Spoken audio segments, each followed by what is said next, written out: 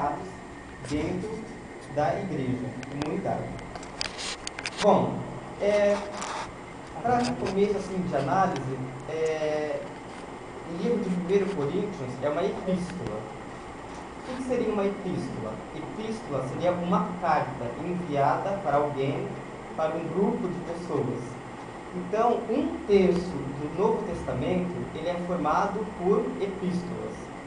E quem escreveu essa epístola aqui foi o apóstolo São Paulo. E ele escreveu ao todo 13 epístolas. Então, no Novo Testamento, né, nós temos 13 são do apóstolo Paulo, incluindo nessa a 1 Coríntios, que nós estamos estudando aqui. O que é importante ser destacado, que é relevante, que a epístola ela foi importante tanto para a época em que foi escrita, tanto para hoje, porque elas incentivam a nossa fé, incentivam a nossa fé, né, no cristianismo, ser fiel à fé cristã. Então, não só naquele tempo, né, mas no dia de hoje e certamente no dia de amanhã. Então, as epístolas servem para esse intuito, né? Então, Paulo escreveu essa carta para Corinto, né? Só que ele não escreveu a carta em Corinto, ele estava em Éfeso. Então, mas ele escreveu, né, para Corinto, enviando para lá. E Corinto era uma cidade, vamos dizer assim, que tinha muito comércio, né? Era um polo ali onde passava muita, vamos dizer assim, comércio, né, daquelas épocas. Exatamente. Bom, nessa parte de Coríntios, que nós vimos aqui, e de todo o livro de Coríntios, o apóstolo São Paulo vai frisar a descrição da fundação da igreja, né, porque ele vai estar em auxílio, né, ajudando a toda a igreja. Bom, como primeiro ponto, a gente tem que pegar, como aprendi com o Léo, temos que pegar o contexto histórico da época, a cidade. Então, a cidade de Corinto ficava numa posição estratégica para controlar o comércio. Ou seja, aqui nós não temos mapas, mas ele passa por um canal de terra entre dois mares. O mar, que eu marquei aqui, é o Egeu e o outro o Adriático. Então, por isso que era muito comum ter comércio ali, passar com muita facilidade. Era próspero, centro de comércio, era uma cidade cosmopolita. O que seria cosmopolita? Ou seja, pessoas de todos os lugares da terra. Né? Então, tinham judeus, tinham gentios, tinham gregos, os assírios, né? Então era por isso cosmopolita. Havia também uma rotatividade de população devido a todas essas pessoas. Havia também milhares de gentios e também, estudando através do manual bíblico, havia também muita prostituição. Então havia muito prostitutas naquele tempo, naquela época. Então a gente percebe que Corinto já não é uma cidade bem turbulenta, né? É uma cidade que apresenta vários problemas, que se nós formos compararmos, hoje em dia também, há essa comparação, né? Então, por isso que a epístola é uma carta que nunca vai ter data de validade, né? Serve para ontem, para hoje e para amanhã. Bem, enquanto a igreja, como era uma cidade cosmopolita e tinha muitas pessoas de muitos lugares, a igreja era o quê? Era uma mistura social e ritual. Ou seja, havia muita gente de várias sociedades, então isso deixava uma mistura social e ritual muito grande. Havia judeus, claro, na igreja, mas era muito mais expressivo no número de gentios na época. O grupo que causava a maioria dos problemas era formado por homens gentios. Por quê? Porque eles, tornando-se cristãos, queriam que a sua rotina continuasse inalterada. Ou seja, eles entregaram sua vida a Cristo. Porém, eles tinham um novo caminhar, né? Uma nova caminhada. Porém, eles não queriam sair da rotina deles, inalterada. Então, por isso que esse é um dos fatores que Paulo vai escrever ao Corinto, né? Para poder falar a esse povo dele, da sua igreja, que estava dando esse problema. Bem, a epístola de 1 Coríntios temos dois motivos, né, para sua composição. Paulo recebeu relatos da igreja, que o deixou muito preocupado na época, né, a igreja estava passando por problema, e ele recebeu também uma carta pedindo vários conselhos sobre várias questões. Então, por isso que a carta, a epístola, sempre vai ter um propósito específico, né? Ela sempre vai de encontro à necessidade daquelas pessoas naquela época. Então, é muito bom nós vermos, né, dessa maneira. Bem, depois dessa introdução que nós tivemos, né, sobre o contexto histórico, a cidade, a igreja na época e sua epístola, nós chegamos então no capítulo 12, onde que nós lemos, versículo 12 a 31. Bem, no começo, Paulo começa a falar do corpo. O corpo é uma unidade com vários membros. Então, ele começa a falar e notar pelo corpo humano. Né? Nós somos um corpo, né, uma unidade, porém nós temos vários membros, né? Coração, pulmão, intestino, fígado, assim como cada um. Então, nós somos um corpo, fisicamente. E todos os membros formam um só corpo, ou seja, é recíproco, a reciprocidade. Ou seja, o corpo é uma unidade com vários membros, ao mesmo tempo que todos os membros formam um só corpo, ou seja, só uma unidade.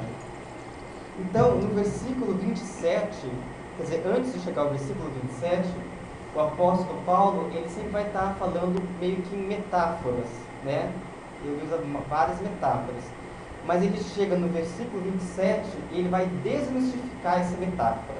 Ele vai falar: ora, vocês são o corpo de Cristo. Cada um de vocês, individualmente, é membro desse corpo. Ou seja, cada um de nós aqui somos um membro do corpo de Cristo. Né? Todos nós aqui, percorrendo o Léo, passando pela Marina, o Edilano, todos nós somos o corpo de Cristo. O que é interessante também notar é que Deus dispõe os membros da tua igreja, do corpo dele, segundo a sua vontade. Então ele chama cada um de nós segundo a sua vontade, porque ele tem um dom, algo especial para cada um. Para cada um. Algo que nós também podemos destacar é que no versículo 24, mais à frente, ele fala que Deus, ele quem estrutura o corpo, não somos nós. Então é Deus a quem chama, né, e capacita as várias pessoas, né, os seus filhos, os seus servos, para fazerem a obra dele. Então, por isso que no início eu falei a estrutura do reino de Deus na terra. Porque é Deus que chama e estrutura a sua igreja. E ele também destaca também que não é para ter divisão no corpo. Então a gente toca aí numa ferida que há muito, né, na igreja hoje em dia. Que ele fala que não é para ter divisão dentro da igreja. Ou seja, é para sermos realmente todos um só corpo. Né? Sermos cada um membro, mas um só corpo.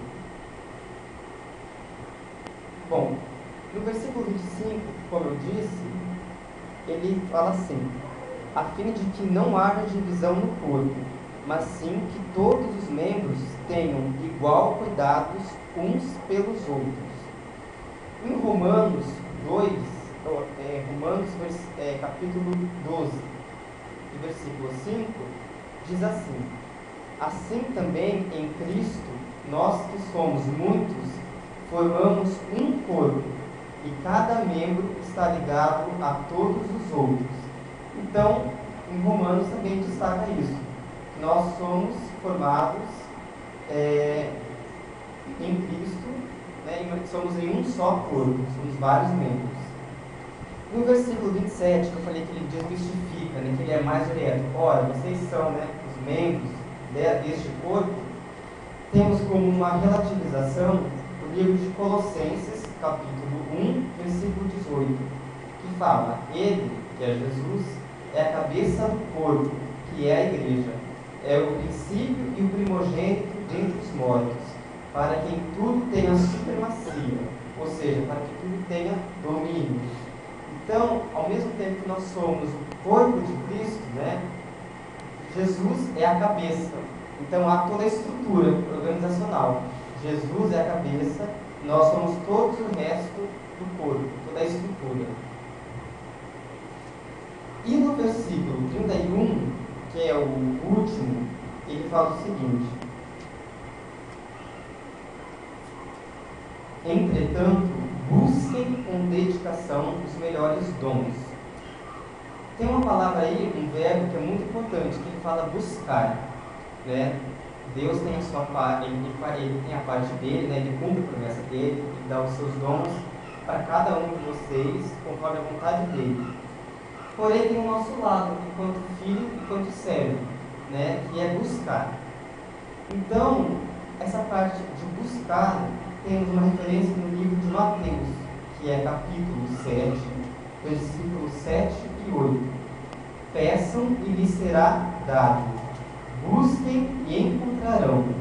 Batam e a porta lhes será aberta. Pois todo que pede, recebe. O que busca, encontra. E aquele que bate, a porta será aberta. Então, Deus, ele sabe do dom de cada um aqui, o que precisa.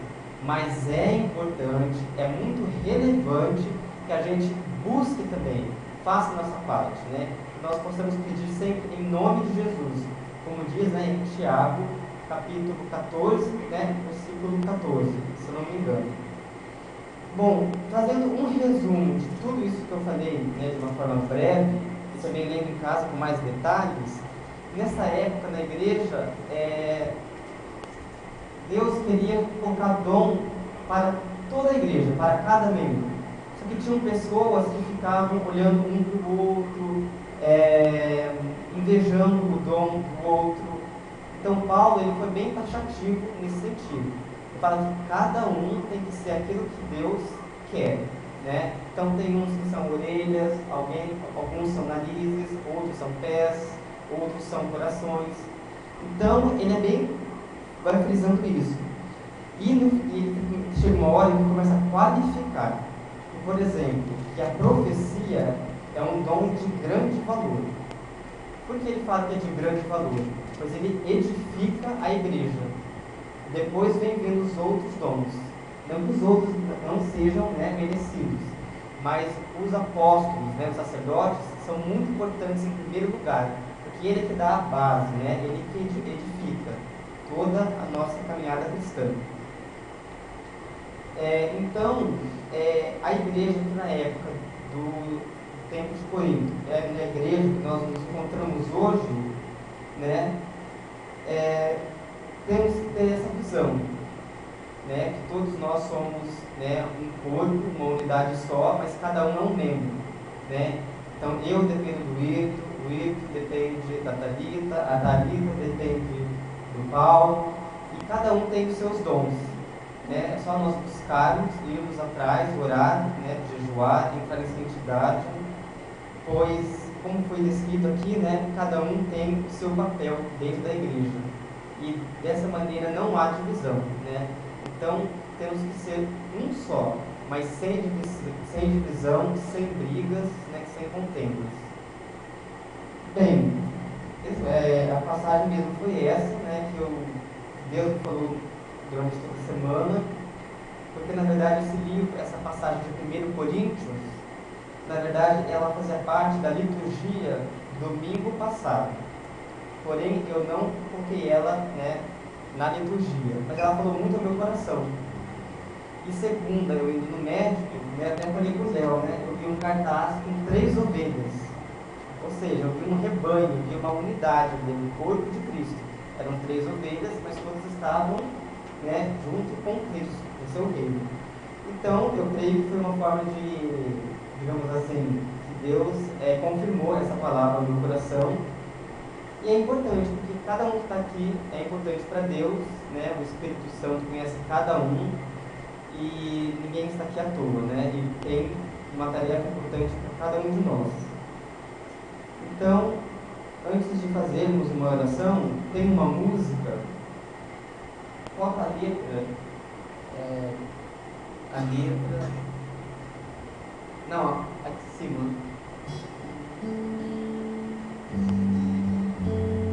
Você quer que você apontar no teclado?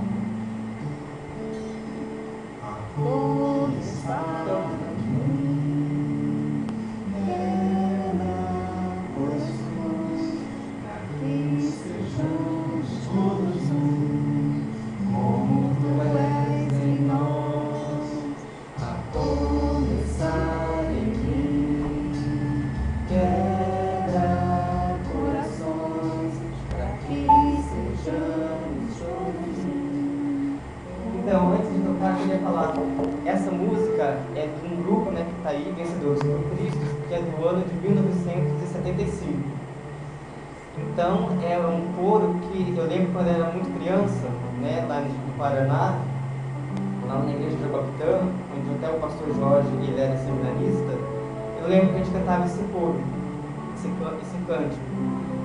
E ele tem tudo a ver, porque ele fala assim, a começar em mim, ou seja, individualmente, a começar em cada um, quebra os nossos corações, para que sejamos todos como tu és em nós, ou seja, sermos como só um, em Jesus Cristo. Passando, onde há frieza, se há frieza em nosso meio, que haja amor, onde há ódio, que haja o perdão, para que o teu corpo, ou seja, a tua igreja, nós possamos crescer rumo à perfeição. Então esse cântico tem tudo a ver com essa palavra de hoje, né? Então, vamos cantar então?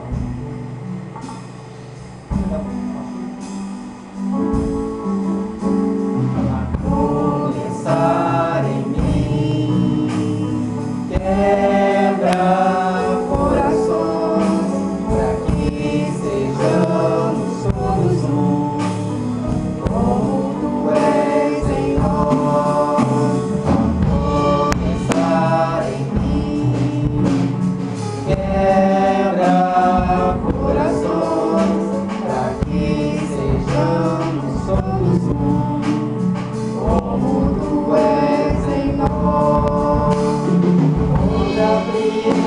que haja amor, onde há ódio, perdão, para que teu corpo cresça assim, rumo à perfeição. A começar em mim, quebra corações, e sejamos todos um, como tu és em nós. Amém.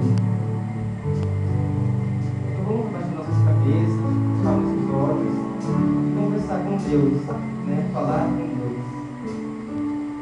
Maravilhoso Deus, assim como no passado, o Senhor usou o seu apóstolo, São Paulo, para falar não só para a igreja de Corinto, mas a todas as igrejas de todas as redondezas, e que chega até hoje, até nós queremos te glorificar, porque a tua palavra nos dá ânimo, nos dá esperança, mas acima de tudo, ela nos exorta para o nosso próprio bem. Ela nos exorta para que nós sejamos um só corpo em Cristo Jesus. Aqui nós somos únicas pessoas perante a Ti, e nós somos especiais para o Senhor. O Senhor formou cada um. O Senhor formou conforme o Teu querer, o Teu desejo e o Teu propósito. Mas neste momento estamos como um corpo só, um corpo em Cristo Jesus. E assim como em Romanos fala, assim como há um corpo, há também uma cabeça, e a cabeça é Jesus Cristo. Senhor, nós queremos colocar a nossa igreja perante o Teu altar. Nós queremos dizer que nós somos os membros do Teu corpo, e que cada um aqui precisa, necessita e reconhece que cada um tem que ter e há de haver um dom. E Deus não é para nosso vangloriar, mas é, ó Deus, para a Tua obra, para o Teu serviço, porque tem aqueles que têm o dom de profetizar, de falar a Tua palavra, mas tem também aqueles que têm o dom da misericórdia, do amor, de falar em línguas, inúmeros dons. E E o Senhor, ó Deus, propõe a cada um, porque o Senhor tem um plano e um projeto. Aleluia. Então, ó Deus, que o Senhor venha nos abençoar, olhando cada um, e que cada um sinta o seu dom, o dom que o Deus, o próprio Deus Criador, escolheu para cada um. E dessa forma, cremos piamente que haverá uma edificação da igreja, que havendo desde já uma edificação da igreja, haverá um resplendor, será uma luz sair dentro de nós, e seremos bons testemunhos para a tua igreja, para a tua glória e todo o teu poder. Senhor, nos abençoe e fica conosco. É o que nós pedimos e agradecemos em nome de Jesus, o nosso único e suficiente Salvador. Amém.